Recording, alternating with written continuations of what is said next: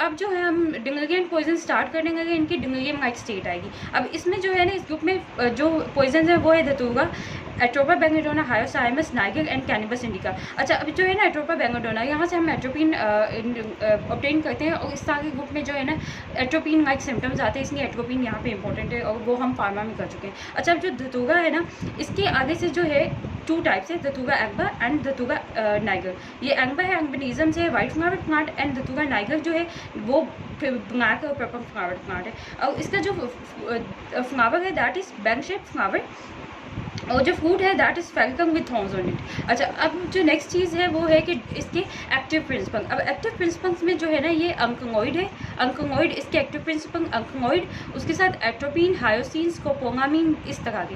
अब हमने फार्मा में पढ़ा था एट्रोपिन के साथ ही हायोसिन भी आता है, स्कोपोलामाइन भी, तो ये सारे इसके एक्टिव प्रिंसिपल है। अब अंकनोइड है तो अंकनोइड का बिटर टेस्ट होता है। अब जो है साइंस एंड सिम्टम्स की मैं बात करूँ तो सीएनएस मैनिफेस्टेशंस होते हैं एंड मोटर।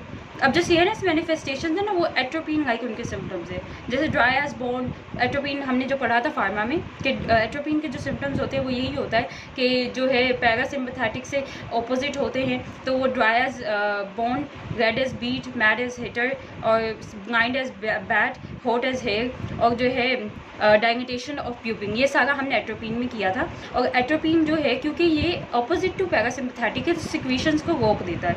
अब जो है सिक्रीशंस अगर रुक गई तो फिर क्या होता है कि हमारे पास स्पीकिंग प्रॉब्लम भी होगी एंड स्वालोइंग डिस्पेजिया भी हो जाएगा। तो ये इसके सिम्टम्स है। अब जो मोटर में है ना वो ये इस तरह का है कि ड्रंक लाइक स्टेज, जैसे ड्रंक पीपल शो करते हैं कि टैक्सिया वगैरह, स्लर्ड स्पीच, ये सारा कुछ है। अब आगे से हेलुसिनेशंस भी होंगी, और जो है स्कैग्नेटिनिफॉर्म रैश होगा। स्कैग्नेटिनिफॉर्म रैश जो है डिफ्यूज रेड डिफ्यूज रैश होता है, जिसकी जो है गूज बम्प लाइक अपीयरेंस होती है, क्योंकि उसके ऊपर स्मॉग पेप्यूल्स होते हैं।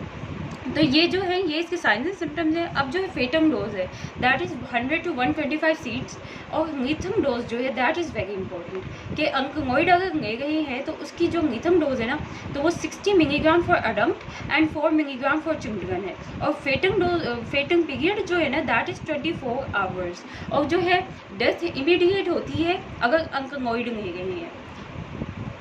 और जो सिम्टम्स है ना ये यूजली अपेयर करते हैं कि with in half an hour अगर हम सीड ले गए, और उससे भी पहले होंगे अगर हम जो है उसकी डिकॉक्शन जो है उसका जो एक्सट्रैक्ट है, सीड एक्सट्रैक्ट है, उसको ले गए। अगर हम अंकनोइड ले गए तो वो इमीडिएट है डेथ जो है। अब इसके फेटम पीरियड ये हो गया। अब ट्रीटमेंट जो है ना हमने कहा था कि जो है सिर्फ एसिड्स, कुछ कंडीशन थी जिसमें हम गैस्ट्रिक नवार नहीं करते, उसमें एसिड्स का था कि एसिड्स में हम गैस्ट्रिक नवार नहीं करते, लेकिन अंकनोइड्स के साथ ऐसा मसला नहीं होता, तो इसलिए गैस्ट्रिक नवाज भी हम कर सकते हैं और परगेटिव्स भी देख सकते हैं। अब गैस्ट्रिक नवाज उसमें पोटेशियम परमैंगनेट यूज़ कर सकते हैं या टैनिक एसिड। और हमने कहा था कि एट्रोपिन को रिवर्स करने के लिए एट्रोपिन पॉइजनिंग में हम फाइजोस्टिगमिन देते थे, ये इसकी ट्रीटमेंट है। नियोस्टिगमिन नाम ही याद रहे, फाइजोस्टिगमिन इज़ वेरी इंपॉर्टेंट, ठीक है।